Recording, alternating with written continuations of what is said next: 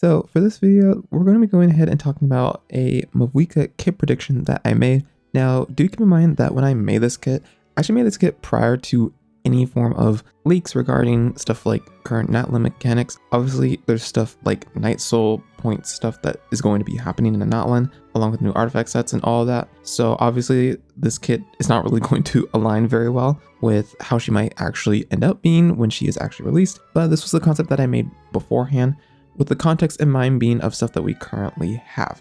So do keep that in mind. First, let's just start with the general concept that I made for her. So for Mavuika, I made her a sword user first of all, and a lot of that came down to her overall theme and concept based on her name's etymology, because her etymology, as far as I'm concerned and as far as I have researched, is based on the person Mavuika, who's like a fire deity, and is also married to someone whose name that I'm not even going to try to pronounce because I know I'm going to butcher it very badly. But basically, he was also the personification of comets, as well as being the origin of fire itself based on this concept. So that was something that I kept in mind in whether to make a sword or a polearm. At the end though, I decided to make her a sword character, even though I knew realistically in actual gameplay she was probably going to be a claymore based on the pattern that we've had for most archons so far, as well as just her overall theme and design showed it definitely gave more claymore. But again, this was my concept that I wanted to actually have some level of creativity over. So I personally made the choice to make her a sword DPS. Now the thing about her is I thought about making her a purely off-field DPS, but then I decided to give her the flexibility to be able to be played both on-field and off-field. So she has the option of doing either or. And we're going to get into that in just a second. So firstly for base stats, so I gave her relatively average base stats. So now let's get into the actual talents in here. So for her normal attack, I gave her a basic 5-hit combo with her 3rd hit doing 2 strikes. Nothing crazy, nothing fancy, traditional sword user charge attack that consumes stamina and does quick strikes. Typical plunging attack, yada yada yada. Now I'll actually talk about changes that I made, because when I make these concepts and kits, I don't like making just kits and then just leaving it at that. I also like adding in the numbers and also trying to see if I can literally actually like make something, and trying to see if I can theoretically create a kit that could work in practice given some time and effort. So with this, there was actually a period where I initially made these and then I had to adjust some of her normal attack scalings for the purpose of the fact that her on-field prowess was a little bit not subpar, but it definitely wasn't at the level that I guess wanted her to achieve. So I tuned up her 1st, 3rd, and 5th normal attack, and I made those multipliers slightly higher, and a little bit higher on her 4th normal attack too, while her 2nd normal attack got a little bit of a nerf. And her 3rd normal attack actually used to be just a single hit, so it used to be just like straight up 5 hits, but then I decided to add a 2-hit combo. I don't think there's a particular reason for this. I think I just did it for the sake of doing it. So now onto the main stuff, which is her skill and her burst. Now, trying to choose which to put which was honestly really difficult, because I know that in practice, what I have in her burst is probably going to be somewhat realistically what is going to actually be inside of her skill. But the approach that I took was with her elemental skill. Basically, it's like an on-cast ability, and it'll deal typical AoE pyro damage. Now with this skill, she will recover 20% of her max HP. You can kind of already see a concept I'm about to go with this in a second. And afterwards, she will mark enemies. And when enemies are marked, based on how many enemies are hit, all enemies affected will take a certain increased amount of damage from all damage sources. So the scaling here is if 1, 2, and then 3 or more enemies are hit, then marked enemies will take 8, 12, and 20% more damage from all sources. And this does include Mavuika's damage as well. And on top of that, this is where the on-field playstyle comes into play. She'll also gain a pyro infusion for 12 seconds that cannot be overridden by other infusion methods. And the key thing about this infusion method is that it's similar to Alekino, where you can still have the infusion even if you swap out and then swap back in. The only thing that matters is that its duration is fixed and independent. So once you cast the skill, the duration will set off and you can swap out if you want to, and then if you think you still have time, you can swap back in and still on field for a little bit of time. And the other thing about this infusion is I wanted to give it a little bit of quality of life in case there's like minor exploration cases or like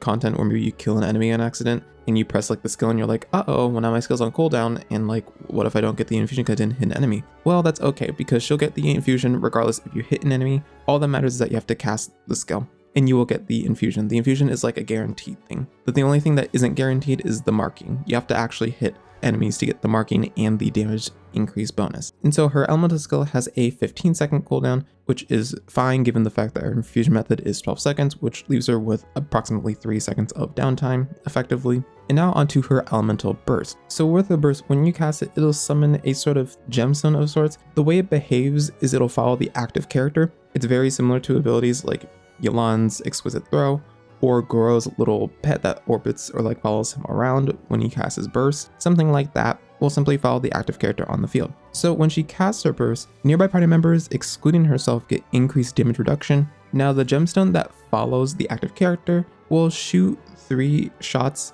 at fixed intervals. So you do not need to trigger normal attacks to cast it, or there's no trigger condition. It will simply exist and it'll fire at a fixed interval rate, and this will deal power damage to the targeted opponent based on her attack, and on hit it will consume 2% of her max HP. Now when it consumes HP, it's not 2% HP per thing, because each gemstone shot is 3 instances of damage, similar to like Yelan's Exquisite Throw doing like 3 instances of damage each time that it shoots its thing. But it doesn't consume 2% HP for each of those. It's just in general, each time it fires its gemstone shots, then 2% HP is drained. So that's just how it works, just to clarify that. And she can consume HP up until 30% of her max HP, and this form of HP drain is considered as taking damage. This is going to be very important for when we talk about building stuff. You're probably already going to see a certain artifact set that has been in the grave that might revive with this set.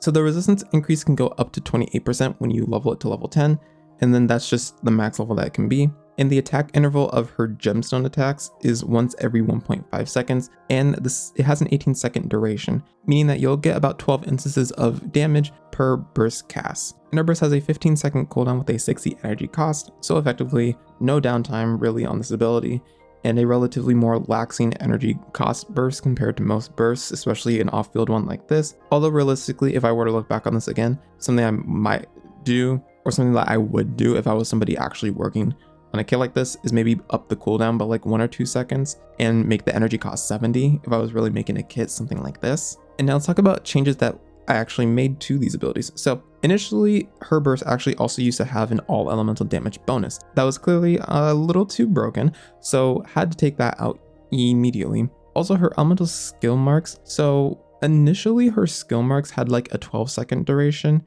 and it was just a bunch of hoopla, and it made it to where there were these awkward downtime periods where enemies wouldn't be marked. And I don't know, something about that like didn't really sit right with me, and I was just like, you know what, let's just have it to where like as long as you land it on that enemy the first time, like then you're just fine, it's whatever. And the only thing that really changes is your infusion duration thing, whatever. So then that was something that I changed up. And then eventually I decided that it would be okay to maybe add some HP drain and gain into her kit, because although of course Marchese Hunter, very efficient, resin efficient domain and artifact set, at the same time I planned this ahead of time because I knew that this would be an option, but I made it to where it wouldn't just be her only option, and actually not even really her best in slot option for a decent amount of cases, thankfully. And then the last thing is that I had to reduce her elemental burst damage scaling on her gemstone attacks. And initially her gemstone used to be just one big shot of damage instead of like the 3 instances that I gave.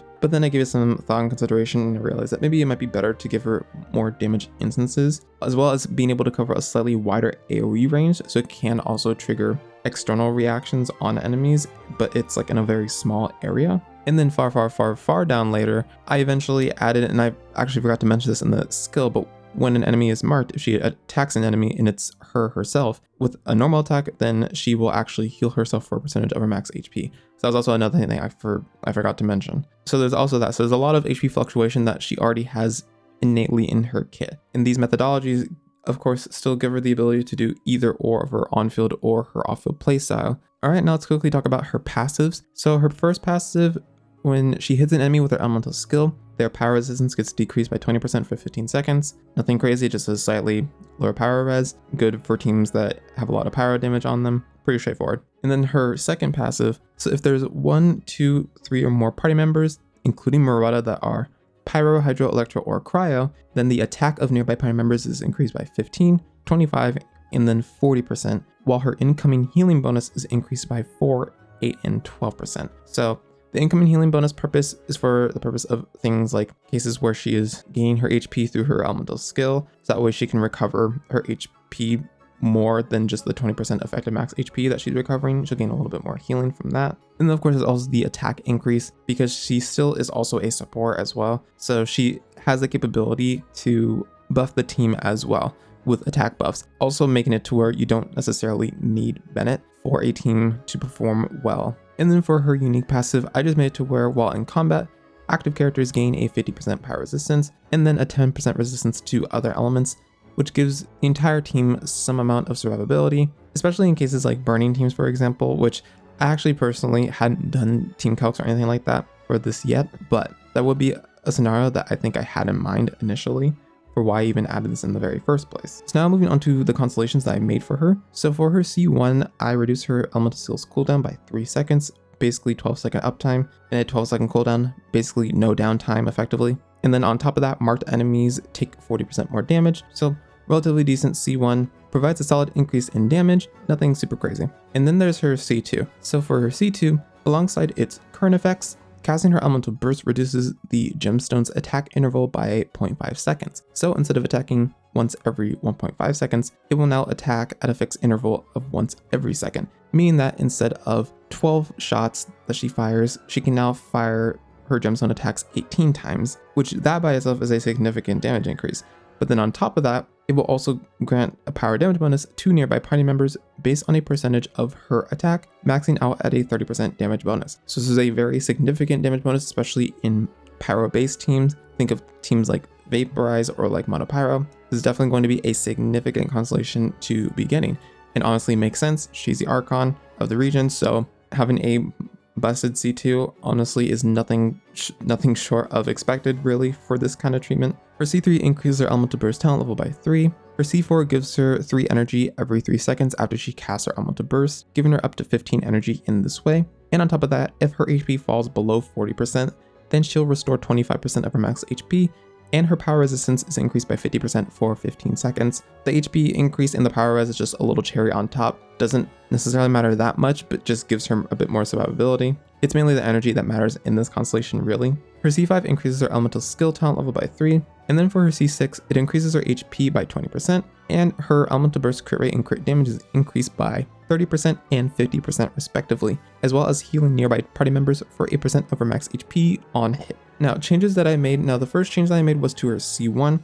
Her C1 initially used to only be 10% damage increase on marked enemies, but that was a bit too weak for my liking, especially when I translated it to actual calculations. So I decided to give it a notable increase of 40%. Her C4 was something completely different. Actually, I forgot what it was, but I made it to where I just added the energy section because I felt like that was necessary. And alongside that, the C4, I also added the HP restoration after falling below 40% max HP, simply for the sake of extra survivability. Now that's her current kit. So now let's just take a quick look at just a few calculations I did. I didn't do anything super in-depth or anything crazy like that. I mainly just did team stuff as well as just constellation stuff, just to get a quick preview of sort of her higher thresholds to see if there was some things that maybe I needed to change or anything that was maybe too out of left field that wasn't to my liking. But honestly, I was kind of pleasantly surprised and it actually turned out relatively decent. So now we'll take a look at her teams. So when I was making her, I wanted to make it very clear that things like Monopyro was not stuff that she was necessarily going to give much benefit for. Because the thing about Monopyro is that there's already a decent amount of variety with Monopyro, and there's already pretty strong teams. I mean, especially with the release of Lenny, I feel like he already has enough power in and of that self, where I didn't think that Monopyro really needed a buff or needed another character to really raise it to the next level or anything like that. And that's kind of the case with most mono element teams. They're just not necessary to completely build around, although it's fine to build around that. But especially in the context of someone like Mavuika, who's like an Archon, I didn't really want Monopyro to be something that was a center of what she offered. I mainly wanted her to be for something related to reaction-based teams. And although she doesn't provide elemental mastery buffs in and of herself, I wanted her to still be played in things like, Vaporize, or like especially Overload. Overload was especially a notable one that I really wanted to give a little bit of shine. And for added context, when I say mono pyro, I mean like things like triple pyro teams with like an animo unit type thing. But as you'll see later on, stuff like double geo stuff can actually be pretty good based on the kit that I made, and I'm actually fine with that because it's mono pyro, but like it's like a slight variance of mono pyro. So first, let's talk about the vape teams. So for the vape teams are honestly relatively on par with what I was expecting, mainly the teams with her on-field playstyle. So taking a look at this team that I made with her as the on-fielder, being played with a traditional Bennett, Kazuha, Yelan team, full damage focus type team, damage percent, lots of damage percent in the team, VV swirl, noblesse, all this good stuff. Typical 20-second rotation.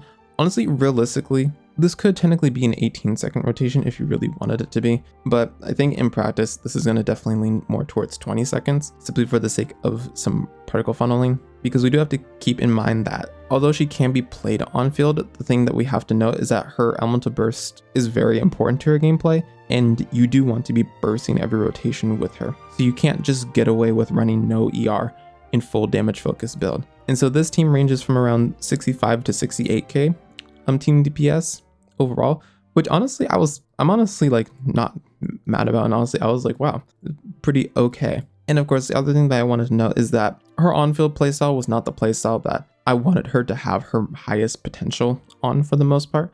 I just wanted it to be something that could be on par with your average sort of mid to top tier damage units within a similar archetype, but nothing like crazy or anything like that to where she's completely outshining the competition.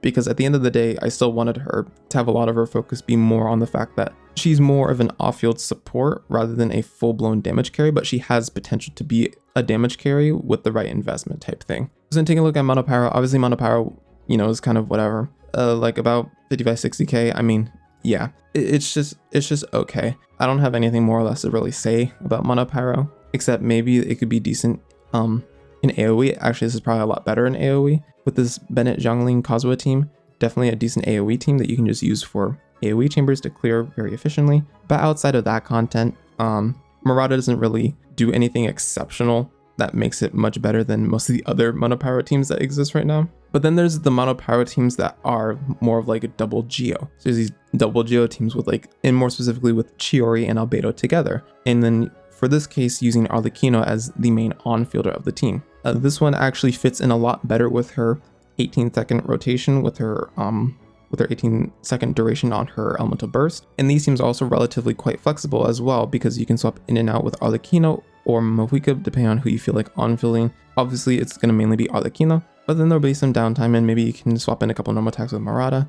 But for the most part, this is mainly focused on Murata just doing her typical off-field damage. But the main thing here is her buffing through her attack buff that she gives, which is a pretty significant one. Effectively is the combination of tenacity and noblesse when combined.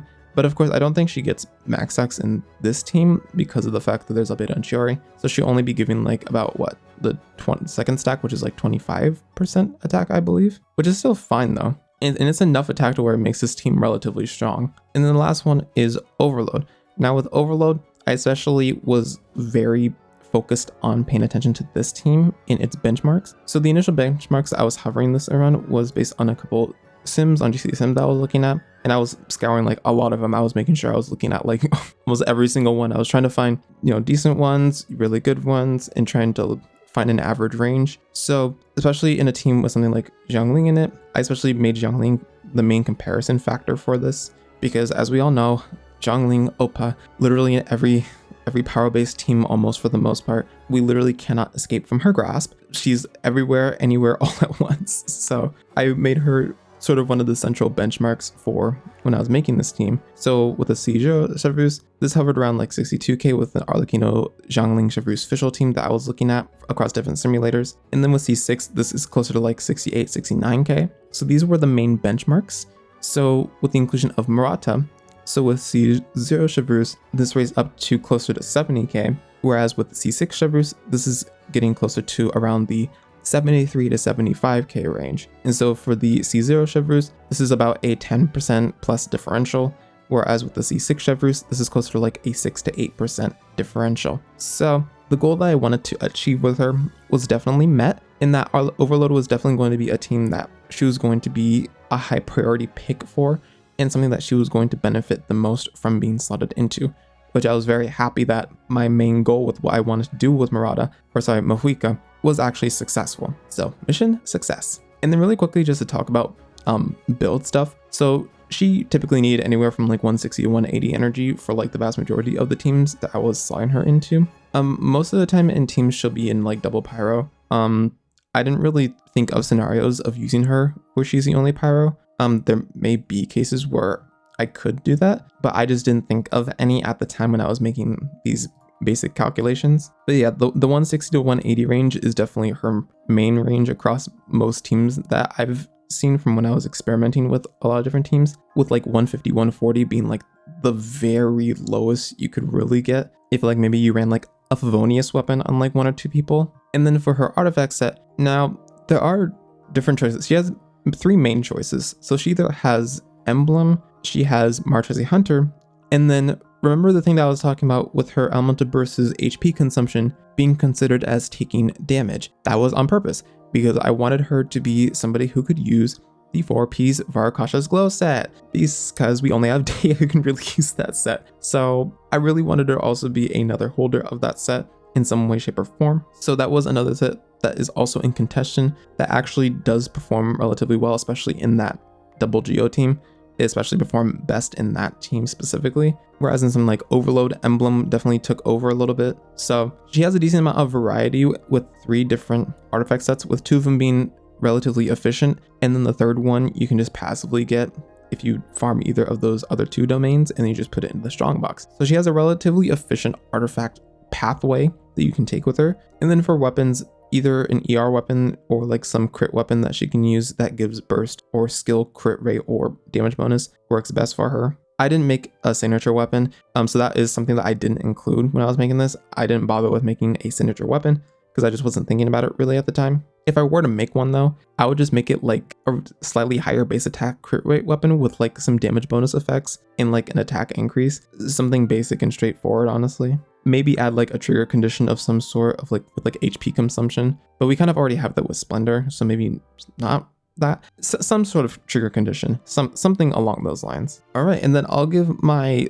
thoughts on what I think will actually happen with the kit compared to my current concept. So I think the main difference, honestly, is something like my burst and skill being swapped out. So I definitely think that based on current stuff that we know so far, as well as leaked information, the stuff that I have in her burst is probably going to actually be in her skill, and it's going to be something probably like Raiden's elemental skill that's going to be like coordinated attack type stuff that just gets triggered at intervals, just to make it more accessible and easier to do. But what they do with her burst, honestly, I have no idea. Even with like some of the information that I've seen, I actually still don't really have a great idea of what exactly it's going to do. It might give like a bonus effect or like a full team-wide attack buff and like resistance to interruption increase, or I don't know, something like that. I'm not too sure. And then obviously there's the whole Night Soul Blessing state passive effect stuff that's going on.